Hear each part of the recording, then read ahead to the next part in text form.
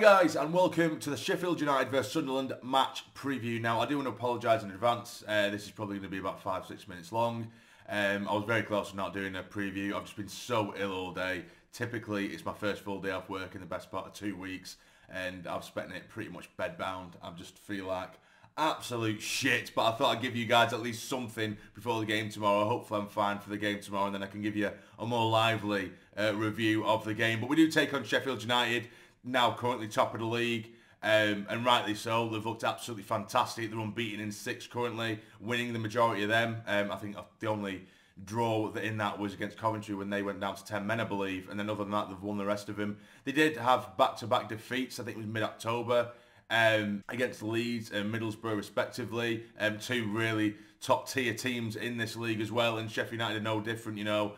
Sheffield United, they're probably one of the only teams in the league, maybe the Sheffield United and Leeds are the kind of teams I look at where I think we really are somewhat of an underdog. Everyone else, I think we're at least on a level playing field or better, if that makes sense, or at least we have a better chance with teams like Sheffield United if their quality just shines through, which it might well do. It's just one of those things where you kind of need to hold your hands up, but you would like to think we give ourselves the best account of ourselves. And you know, with us drawing the last 5 games, we are unbeaten in 10, which on paper is great, but we have seen a bit of a fluctuation in performances recently, and we're going to have to really be right at it against Sheffield United, because as I say, they are one of the best sides in the league.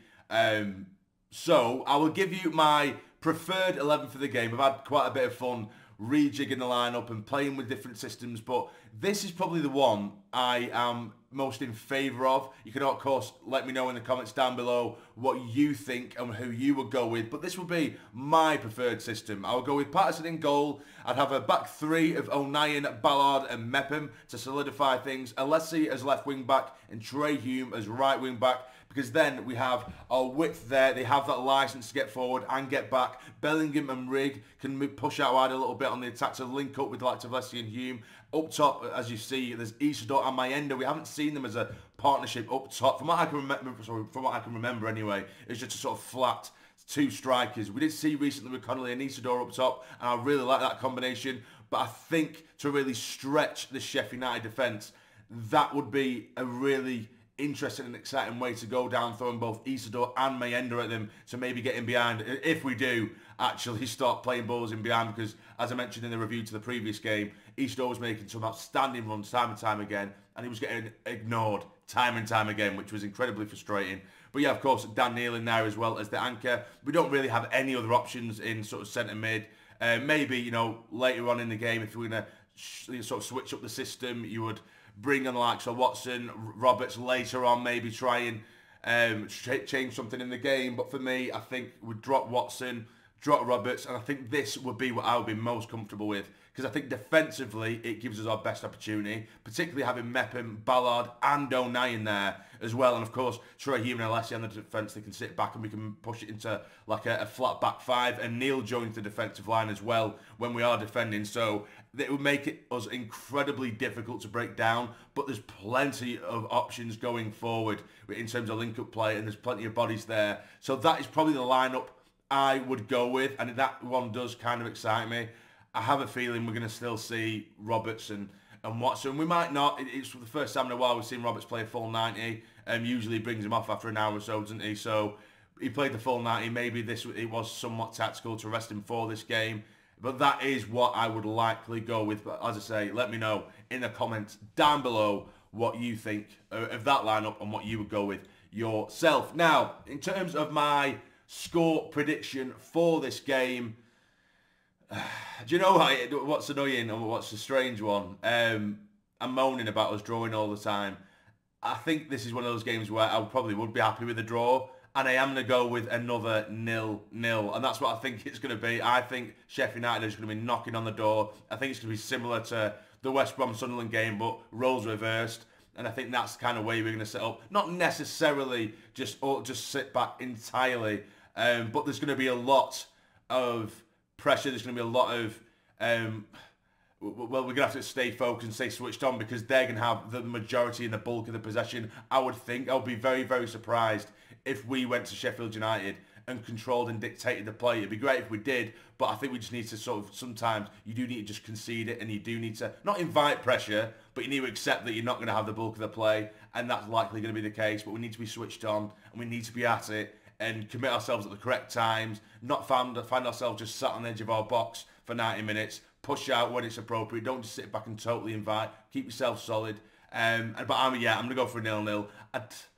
Would I take it? Yeah, I probably would, in terms of the quality of Sheffield United, but it would be amazing, and it would be such a statement win if we did manage to get a win against Sheffield United. Sadly, I just can't see it, and that's not me being negative. I just think, realistically, they are a very, very good side, and they have Premier League additions in that squad that they're more than capable of causing damage. But I think defensively, we do have some of the best defenders in the league. You know, with Ballard, Mepham and O'Nien is in that trio, and then Alessi and Hume, that really, I feel so unbelievably comfortable with that. So, yeah, I'm going to go for a 0-0.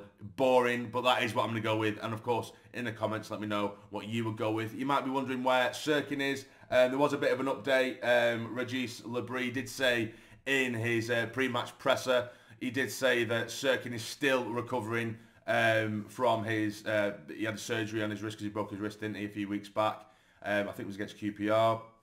He had surgery. And he said, although he's ready and he's playing in his training, because he's seen that we have other options in the likes of Alessi, O'Nien, Hume, and players like that, and we have other solutions, he isn't desperate to rush him to get him back on the pitch, which is fair enough. Don't get me wrong, Sirkin is a fantastic player, and sometimes when we are kind of in a little bit of a rut during the game and we're struggling to get out, he is one of those players that can just drag us up the pitch and take on 4 or 5 players and take us from the edge of our own box to the opposition box, you know what I mean? He's one of those players, so when he is totally fit, he absolutely slipped straight back into the lineup. But Alessi, particularly against Millwall, he was absolutely phenomenal. So it's a nice headache to have at the minute, because there's a lot of defenders where I'm looking at him, I'm just thinking it's hard, but this is where this system I've put together, we just managed to get them all in. All the players that I like, all the players I want to see on the pitch, it manages to squeeze them all in. Yes, it might be at the mercy of dropping the likes of Watson and Roberts, but I'm perfectly happy for that to happen with this game. Like I said, on one side, you can get Isidore pushing over to help with Alessi on the left-hand side. Of course, Job or Daniel or Rig on the other side would push over to join up with the wing play as well. If we go straight down the centre, that's even better, because then you've got both Mayenda and Isidore to go for. I think it's just such a good dynamic system that can just change on the go. So that's what I would go with. Anyway, I'm rambling now, and my head is absolutely fucking pounding. I'm really not well, guys. I'm really not well. Hopefully I feel a lot better tomorrow. Hit the like button. That might make me feel better. I can't even talk, guys. I can't. But yeah, hopefully we do get the win, and hopefully you see me sat here tomorrow night at about 10 o'clock with a beaming smile celebrating. Although I've got a feeling it might be a 15-minute rant about something or other. But we shall see. But yeah, hit the like button for me. It'd be massively appreciated. And subscribe if you're new. I'm going to keep on saying it. There's so many of you guys that are watching, and I appreciate you watching, but you're just not yet subscribed. If you hit the subscribe button, it means a lot. We're trying to hit 100,000 subscribers by the end of the week. It'd be absolutely outstanding. Anyway, guys, take care. Stay jammy. How are the lads?